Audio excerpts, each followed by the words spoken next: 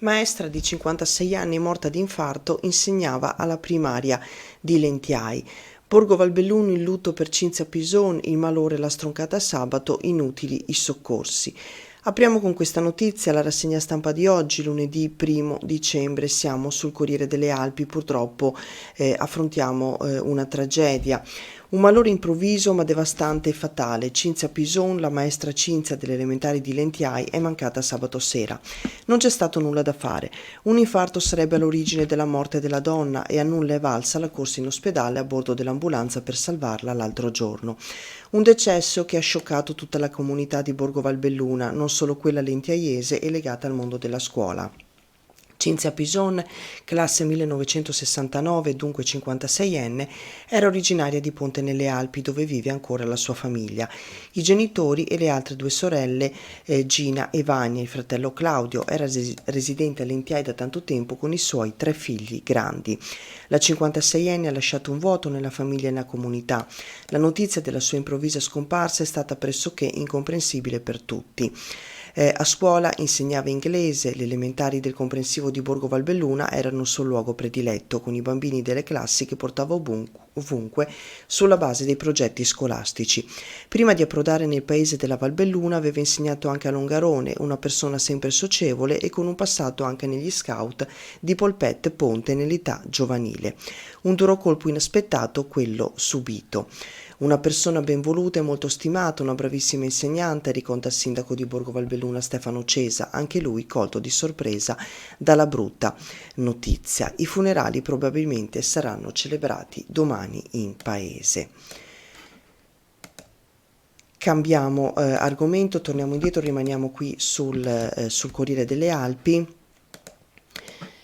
La prima pagina di Belluno riporta un articolo di Alessia Forzin. I cantieri del PNRR sono finiti al 60%, polisportivo pronto a primavera 2026. Parliamo del comune di Belluno e il punto è stato fatto in consiglio. A metà anno conclusi i lavori alla caserma dei pompieri, le nuove scuole di Cavarzano apriranno a settembre 2027. 11 progetti sono stati conclusi, 3 lo sono quasi, altrettanti sono a metà. Il Consiglio Comunale di venerdì pomeriggio è stato anche l'occasione per l'amministrazione per fare il punto sui cantieri avviati nel capoluogo con fondi PNRR. Un piano complessivo da 33 milioni e mezzo di euro di investimenti al quale il Comune ha contribuito con fondi propri per circa 2,8 milioni. Sono conclusi gli interventi alle case Kraller in via Lungardo, su Piazzale del Nevegar, la ciclabile Antole Casoni, la passerella ciclopedonale sul ponte Veneggia, la riqualificazione energetica della casa di riposo, i lavori al Belvedere in piazza Castello e al Palazzo dell'Edilizia e Urbanistica in via Cipro, Ripa e Crepadoni, questi intanto quelli conclusi anche quelli alle scuole elementari di Badilette, Borgo Piave, Castion, quasi finiti i lavori all'auditorium che riaprirà a inizio 2026. Sono invece completati al 91% i lavori al Palazzetto De Mas, che sarà concluso, annunciato il sindaco facente funzioni Paolo Gamba, attorno al mese di marzo. E poi ancora sono a metà i lavori all'ex caserma dei Vigili del Fuoco di Mussoi, e poi a primavera finirà la ricostruzione delle scuole verdi di Cavarzano. Primavera è la data da segnare sul calendario anche per il polisportivo, il cantiere più grosso attivo in città. Cambiamo argomento, andiamo avanti sempre qui sul Corriere. Paola Dallanese scrive: dei prezzi in aumento, i bellunesi tagliano le spese per estetiste, bar e ristoranti. Si parla appunto di Carovita, l'indagine di Adico sui numeri del Ministero dell'Economia. Garoffolini, anche cambiare le gomme diventa insostenibile. Non solo prodotti alimentari e bollette, l'inflazione stile anni 80 che si è abbattuta nel 2022 anche sulle famiglie bellunesi ed esplosa quest'anno, porta con sé rincari marcati pure nel mondo dei servizi, della cura alla persona, la visita medica, dalla cena al ristorante, i biglietti dei mezzi pubblici. Adico ha analizzato ed elaborato i dati del Ministero dell'Impresa ed il Made in Italy relativi proprio alla provincia di Belluno, fotografando una realtà destinata anche a cambiare alcuni stili di vita e ad aprire nuovi spazi per attività maggiormente low cost. Il confronto riguarda gli ultimi numeri disponibili del 2025, ovvero da gennaio a ottobre, e quelli registrati nello stesso periodo del 2024 2021, anno della prebolla inflazionistica. Di fatto, esaminando i 20 servizi riportati nel sito del Ministero, come il caffè al bar, la visita ginecologica, la riparazione dell'auto, il taglio dei capelli e così via, si registra un aumento generale dei prezzi del 16% circa. In particolare nel territorio l'incremento record dei prezzi riguarda i bed and breakfast, il panino al bar, il pasto in pizzeria, quello al fast food, l'equilibratura degli pneumatici e delle convergenze, ma anche l'applicazione dello smalto semipermanente e il trasporto urbano. Per chi volesse approfondire c'è una tabella con tutte le cifre che riguardano appunto il caro vita. Leggiamo un'ultima notizia qui sul Corriere, poi passiamo al Gazzettino. Cortina, case nuove ma solo per pochi, fino a 23.000 euro al metro quadrato. In questo caso ne scrive Francesco Dalmas. L'andamento del mercato immobiliare nel bellunese tira la periferia con appartamenti vecchi di 10-15 anni se si trovano.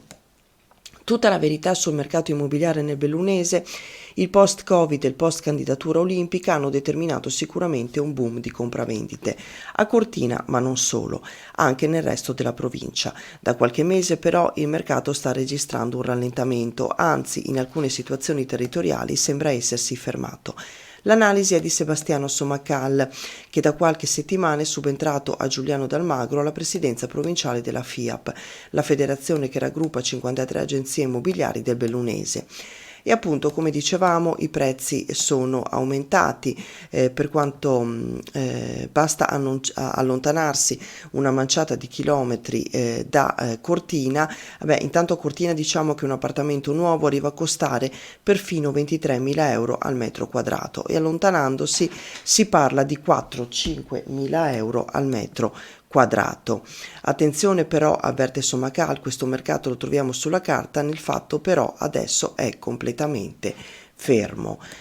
E anche qui nell'articolo, per chi volesse approfondire, sono riportate altre cifre.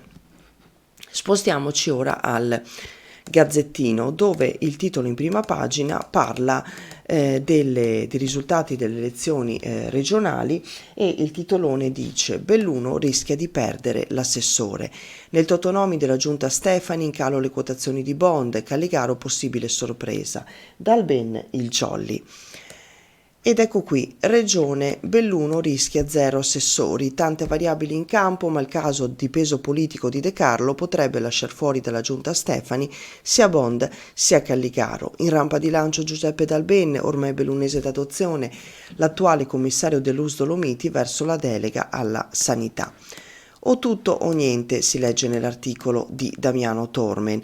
Il Toto Giunta in regione apre scenari diversi e contrastanti per la provincia di Belluno, perché comincia ad assumere contorni da farmacista, dosi da misurare al milligrammo ed equilibri da rispettare che mettono in campo qualcosa di più del semplice voto, peraltro ormai invecchiato di una settimana. E si sa, in politica tutto cambia molto in fretta. E così Dario Bond, che era praticamente certo di un ufficio da assessore a Palazzo Balbi, rischia di rimanere fuori dalla giunta. Al suo posto si vocifera che potrebbe entrare Silvia Calligaro, vale a dire la prima dei non eletti tra i fratelli bellunesi, forte di oltre 4.000 preferenze ma arrivata dietro a Bond. Oppure potrebbe non entrare nessun bellunese, o ancora potrebbe essere promosso a bellunese ad honorem Giuseppe Dalben, attuale commissario dell'Ursuno Dolomiti e sempre più assessore alla sanità in pectore.